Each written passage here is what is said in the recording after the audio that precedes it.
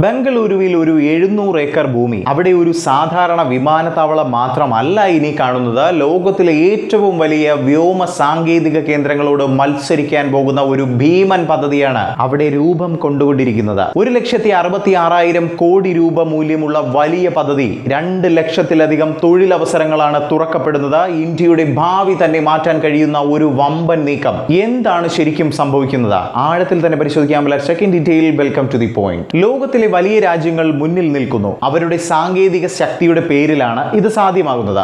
ആകാശത്ത് നടക്കുന്ന കാര്യങ്ങൾ നിയന്ത്രിക്കാൻ കഴിയുന്നവരാണവർ. ഭാവിയും നിയന്ത്രിക്കാനായി അവർ തുടക്കമിട്ടിട്ടുണ്ട്. അതിനാൽ തന്നെ വിമാന സാങ്കേതിക വിദ്യ, അത് സിവിൽ ആയാലും ഡിഫൻസ് ആയാലും, അതൊരു രാജ്യത്തിന്റെ വളർച്ചയിൽ വലിയ രീതിയിൽ തന്നെ നിർണായകമാണ്. ഇപ്പോൾ നമ്മുടെ ഇന്ത്യ ഒരു വലിയ ചുവടുവയ്പ്പിന് തയ്യാറെടുക്കുകയാണ്. പുറത്തു നിന്ന് ആശ്രയിക്കുന്നത് കുറച്ച് സ്വന്തമായി നിർമ്മിക്കുക എന്ന പുതിയ ഘട്ടത്തിലേക്കാണ് നമ്മുടെ രാജ്യം ചുവടുവെച്ചിരിക്കുന്നത്. കർണാടക സർക്കാർ ഹിന്ദുസ്ഥാൻ എയറോനോട്ടിക്സ് ലിമിറ്റഡ് എന്ന വലിയ സ്ഥാപനത്തിന്റെ ബംഗളൂരുവിലുള്ള 700 ഏക്കർ വിമാനത്താവള ക്യാമ്പസിനെ ഒരു ലോക നിലവാരത്തിലുള്ള എയ്റോസ്പേസ് ഹബ്ബായി മാറ്റാനുള്ള പദ്ധതി അവതരിപ്പിച്ചിരിക്കുകയാണ്. ഈ പദ്ധതിക്ക് നൽകിയിരിക്കുന്ന പേരാണ് HAL aerospace renaissance master plan 2026-2036. പേരിൽ തന്നെ കാണാം, ഇതൊരു പുനരുജ്ജീവന ശ്രമമാണ്. ഒരു പഴയ സംവിധാനത്തെ ഭാവിക്ക് അനുയോജ്യമായ രീതിയിൽ മാറ്റാനുള്ള വലിയ ശ്രമം. എന്തുകൊണ്ടാണ് ഈ പദ്ധതി വലുതെന്ന് പറയുന്നത്?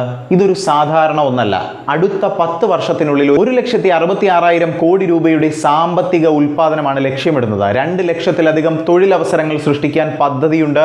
ലോകത്തിലെ പ്രശസ്ത കേന്ദ്രങ്ങളായ ടോലോസ്, സീറ്റിൽ പോലെയുള്ള സ്ഥലങ്ങളോട് മത്സരിക്കാൻ കഴിയുന്ന രീതിയിലാണ് ഇത് രൂപകൽപ്പന ചെയ്തിരിക്കുന്നത്. അതിനെക്കുറിച്ച് പറയുകയാണെങ്കിൽ ഇന്ത്യയുടെ പേര് ലോക വ്യോമ സാങ്കേതിക മാപ്പിൽ കൂടുതൽ ശക്തമായി പതിയാൻ പോകുന്ന ഒരു നിമിഷം കൂടിയാണിത്. ഈ പദ്ധതി ഒരു മേഖലയിൽ മാത്രം കേന്ദ്രീകരിക്കുന്നതല്ല, അല്ലെങ്കിൽ ഒരു പദ്ധതിയിൽ മാത്രം ഒതുങ്ങുന്നതല്ല. വിമാന നിർമ്മാണം, പരിപാലനം, അന്തരീക്ഷ സാങ്കേതിക വിദ്യയുമായി ബന്ധപ്പെട്ട സംവിധാനങ്ങൾ, പുതിയ നഗര ഗതാഗത പരിഹാരങ്ങൾ, ഇവയെല്ലാം ഒരേ സ്ഥലത്ത് ഒന്നിച്ചു കൊണ്ടുവരികയാണ് ലക്ഷ്യം. ഒരു മുഴുവൻ എക്കോസിസ്റ്റം. അതുകൊണ്ട് എന്താണ് ഗുണം? ഒരാശയം ജനിക്കുന്നതിൽ നിന്ന് അത് യാഥാർത്ഥ്യമായ ഒരു സംവിധാനമായി മാറുന്നത് വരെ എല്ലാം ഒരേ സ്ഥലത്ത് തന്നെ നടക്കും. ഈ പദ്ധതിയിൽ അന്താരാഷ്ട്ര കമ്പനികളുമായി സഹകരണം ഉണ്ടാകും കേട്ടോ. സഫ്രാൻ പോലുള്ള വലിയ കമ്പനികൾ വിമാനങ്ങളുടെ മെയിൻ്റനൻസും റിപ്പയറും ഓവർഹോൾ സംവിധാനങ്ങളും ഒക്കെ ഇവിടെ സ്ഥാപിക്കാനാണ് പദ്ധതി ഇടുന്നത്. അതുപോലെ തന്നെ M88 എഞ്ചിൻ സപ്പോർട്ട് ഫെസിലിറ്റി, ഇതുപോലുള്ള സംവിധാനങ്ങൾ ഇന്ത്യയിൽ തന്നെ വികസിപ്പിക്കാൻ ശ്രമിക്കുന്നുണ്ട്. ഇതെന്താണ് സൂചിപ്പിക്കുന്നത്? ഇന്ത്യ ഇനി ഉപയോഗിക്കുന്ന രാജ്യം മാത്രമല്ല,